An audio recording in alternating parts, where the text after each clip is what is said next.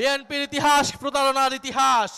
আমরা দেখেছি ইতিহাসের দিকে তাকালে আমরা দেখতে পাবো বিএনপি সকল গণ অভ্যুত্থানের সুবিধাভোগী। প্রিয় রংপুরবাসী, আমরা গণভোটের রায় বাস্তবায়নের জন্য এখানে এসেছি। এই রংপুর থেকে আবু সাইদ বেগম রোকেয়া বিশ্ববিদ্যালয়ের ছাত্র গণ অভ্যুত্থানের ডাক দিয়েছিল, গণ অভ্যুত্থানের সিপাহসালার ছিল। কিন্তু আমরা দেখতে পেলাম নির্বাচনের পরে বিএনপি গণভোটের সাথে প্রতারণা করলো। বিএনপির ইতিহাস প্রতারণার ইতিহাস।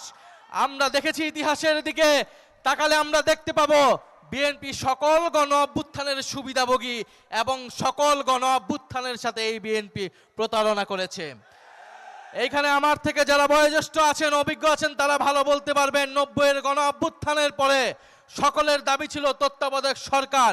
সেই তত্ত্বাবধায়ক সরকারের মাধ্যমেই বিএনপি ক্ষমতা এসেছিল এবং এসেই তত্ত্বাবধায়ক সরকারকে অস্বীকার করেছিল। তার ফলাফল কি হয়েছিল? বিগত 16 বছর বিএনপিকে এই তত্ত্বাবধায়ক সরকারের দাবিতে রাজপথে ধুকে ধুকে নির্যাতিত হতে হয়েছিল। আজকে বিএনপি যেই গণভোটের কারণে, যেই সংস্কারের কারণে, যেই জুলাই সনদের কারণে বিএনপি ক্ষমতায় আসতে পেরেছে, তার সাথেই বিএনপি প্রতারণা করছে। গণভোটের সাথে প্রতারণা করেছে, বিএনপি 31 দফার সাথে প্রতারণা করেছে, বিএনপি জুলাই সনদের সাথে প্রতারণা করেছে, বিএনপি গণতন্ত্রের সাথে প্রতারণা করেছে। প্রিয় রংপুরবাসী, আমরা দেখছি সারা বাংলাদেশে বিদ্যুৎ নাই।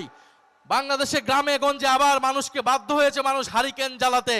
এই সরকার আগেও হারিকেন দিয়েছে, এই বিগত সময়ে এই বিএনপি সরকার এবারও বাংলাদেশের মানুষের কাছে হাতে হারিকেন ধরিয়ে দিয়েছে। বিদ্যুৎ দিতে পারছে না, কর্মসংস্থান দিতে পারছে না। এই বাজেটে কোনো ধরনের অর্থনৈতিক সংস্কার রূপরেখা রাখা হয় নাই।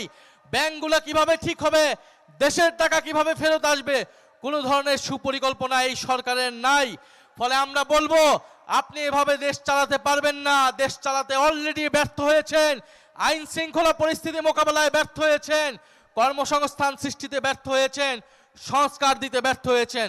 যদি দেশ পরিচালনা সঠিকভাবে করতে হয়, অবিলম্বে গণভোটের রায় বাস্তবায়ন করতে হবে, অবিলম্বে অর্থনৈতিক সংস্কার করতে হবে, তিস্তা মহাপরিকল্পনা বাস্তবায়ন করতে হবে, দেশের তরুণদের জন্য কর্মসংস্থান সৃষ্টি করতে হবে এবং যেই সীমান্তে পুশিন হচ্ছে সেই সীমান্তের পুশিন প্রতিরোধ করতে হবে, সীমান্ত হত্যা প্রতিরোধ করতে হবে।